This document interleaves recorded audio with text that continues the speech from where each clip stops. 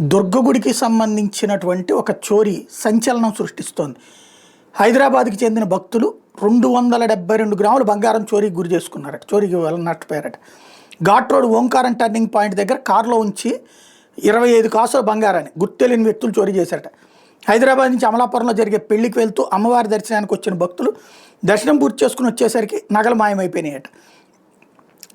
ఈ విషయంలో వాళ్ళు ఇచ్చిన కంప్లైంట్ మేరకు 1 టౌన్ పోలీస్ స్టేషన్లో బాధితులు ఫిర్యాదు చేస్తే క్లూస్ టీమ్ ఆధారాలను సేకరించింది. కొండ మీద ఏమో సీసీ కెమెరాలు లేవట. కారులో ఉన్న లగేజీ ఎలా ఉందో అట్లాగే ఉందట. ఆభరణాలు ఉన్న బ్యాగ్ మాత్రమే మాయమైందట. మొత్తం 272 గ్రాముల బంగారం చోరీకి గురైంది అన్నటువంటిది పోలీసులు కేసు నమోదు చేసింది.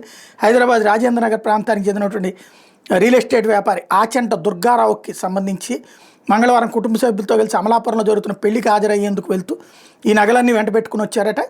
కారు ఎక్కువసేపు పార్క్ చేసి ఉండడంతో గుర్తు తెలియని వ్యక్తి డోర్ అద్దం కూడా పగలగొట్టకుండా తలుపులు తెరిచి కారు లోపల ఉన్న బంగారు ఆభరణాలను అపహరించాడట. చోరుకు గురైన ఆభరణాల విలువ సుమారు 25 లక్షలు ఉంటుందని కుటుంబ సభ్యులు చెబుతున్నారు. కారు డోర్ తాళం వేయడం మర్చిపోవడంతోనే చోరీ జరిగి ఉండొచ్చు అని చెప్పి భావిస్తున్నారు. అయితే సీసీ కెమెరాలు పనిచేయకపోవడం అన్నటువంటి ఇప్పుడు చర్చనీయాంశమైంది.